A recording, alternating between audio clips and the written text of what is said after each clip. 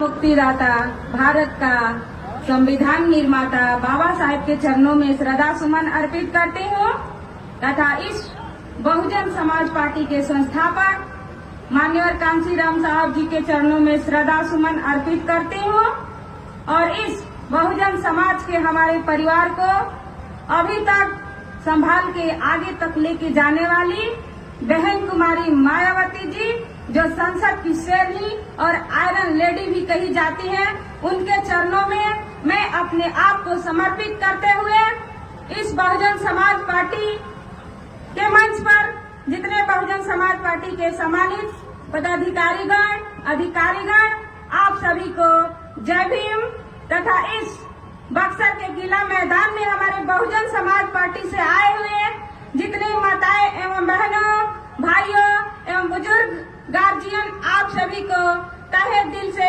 जय भीम करती हूँ।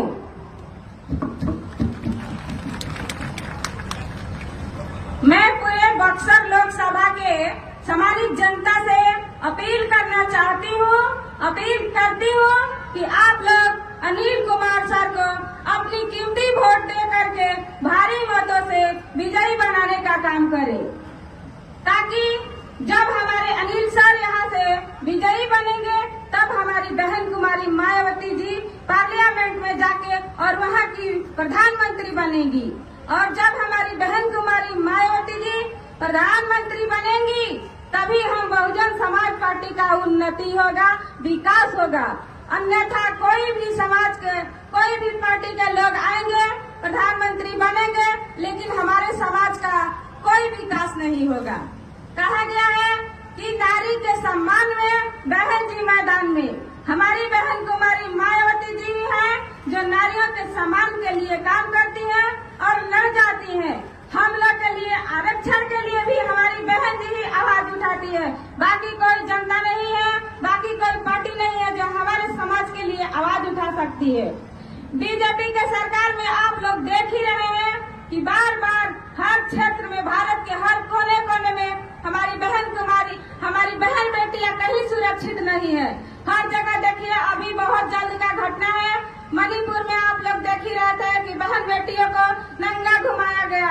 हर जगह, हर भारत के कोने में ऐसा ही हो रहा है। तो क्या आप लोग यही चाहते हैं कि हमारे समाज की बहन बेटियों को नंगा घुमाया जाए? अगर नहीं चाहते हैं तो आप लोग हाथ उठाकर बोलिए कि इस बार ऐसा हाथी में बटन दबाएंगे कि बहन जी को ले जाकर पार्लियामेंट में बैठाएंगे और उनको प्रधानमंत्री बनाएंगे। बीजेपी के सरकार झूठा नारा दिया है कि बेटी बचाओ बेटी पढ़ाओ, और ये झूठा नारा है, ये झूठी बकवास है। जब लड़कियां सुरक्षित ही नहीं है तो काहे का ये नारा है? तो मैं इस पे 2 लाइन कहूंगी। एक छोटी सी कविता है जो मैं अपने माध्यम से लिखी हूँ। मेरी कविता का शीर्षक है मेरे भारत देश की यही कहानी। अरे मेरे भारत देश की यही कहानी, यहाँ रोज रोती बिलखती इज्जत की खातिर, दम तोड़ देती प्यारी बिटिया रानी। मेरे भारत देश की यही कहानी। अरे बेटी बचाओ बेटी पढ़ाओ का नारा क्यों दिया सरकार ने?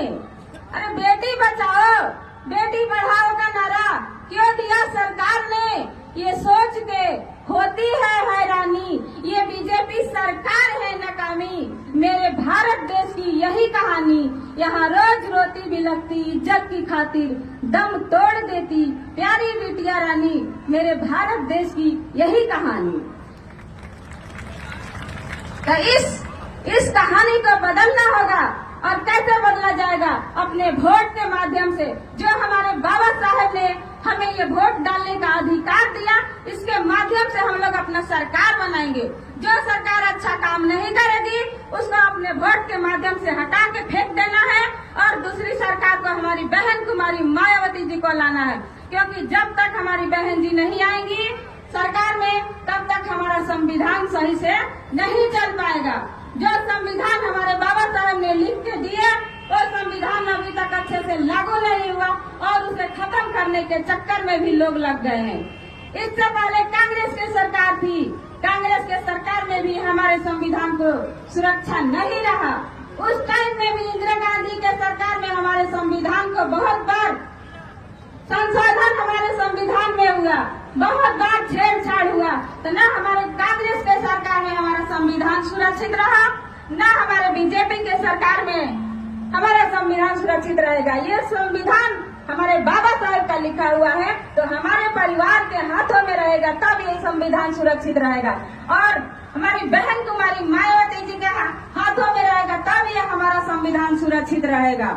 बाकी और किसी के हाथों में ये संविधान हमारा सुरक्षित नहीं रहेगा। तो मैं आप लोग से फिर बक्सर के पूरे बक्सर वासियों से हाथ जोड़ के अपील करना चाहूंगी कि किसी के बहकावे में न जाए, किसी के 500,000 रुपए के चक्कर में नहीं जाए।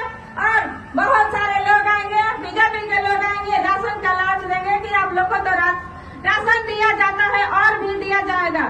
तो आजादी के 77 साल के बाद